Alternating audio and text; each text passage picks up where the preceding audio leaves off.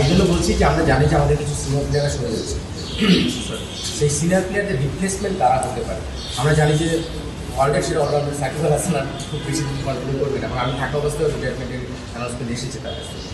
So সেখান থেকে আমাদের কিছু রিপ্লেসমেন্টের অপশন আমরা চিন্তা করছিলাম। মোসাদ্দেক সেই প্রসেসের মধ্যে ছিল। আপনি যদি দেখেন মোসাদ্দেক গত বছর মানে লাস্ট যে এনসিএল হলো ফার্স্ট ক্লাস থেকে সেখানে ম্যাচ খেলেছে, তার আগে দুই বছর ম্যাচ খেলেছে। সো নিশ্চিতভাবে মোসাদ্দেক ম্যাচ হঠাৎ করেই খেলবে, এটা একটা প্ল্যানিংয়ের পার্ট ছিল। তাকে পাকিস্তান পাঠানো হয়েছিল রিলেশন, সেটা কিন্তু একটা প্ল্যানিংয়ের পার্ট। সো হুট করে মোসাদ্দেক এবার প্রিমিয়ার লিগ পারফর্ম করে চলে এসেছে। ব্যাপারটা তারা রিসেন্টলি বাংলাদেশ টিমে কিছু পরিবর্তনের যেখানে সম্ভাবনা তৈরি হয়েছে, সেখানে এই ধরনের কিছু প্লেয়ারদের নজর রাখা হয়েছিল, এবং সেখান থেকেই মোসাদ্দেক প্রিমিয়ার লিগ পারফর্ম করাতে সেই কাজটা তার জন্য সহজ হয়েছে, সিলেক্টারদের জন্য সহজ হয়েছে। সো অবশ্যই আমাদের অলরাউন্ডার যদি বেশি হয় সেটা টিম গঠনে খুব বড় ভূমিকা রাখে এবং রেজাল্টে ভালো ভূমিকা রাখতে হবে। সো মোসাদ্দেক যেহেতু এক্সপিরিয়েন্স প্লেয়ার, আমাদের কিছু এক্সপিরিয়েন্স প্লেয়ার সরে গিয়েছে, এই মুহূর্তে ইমিডিয়েট রিপ্লেসমেন্টের যে অপশনগুলো, সেখানে মোসাদ্দেক অবশ্যই একজন ভালো অপশন পায়।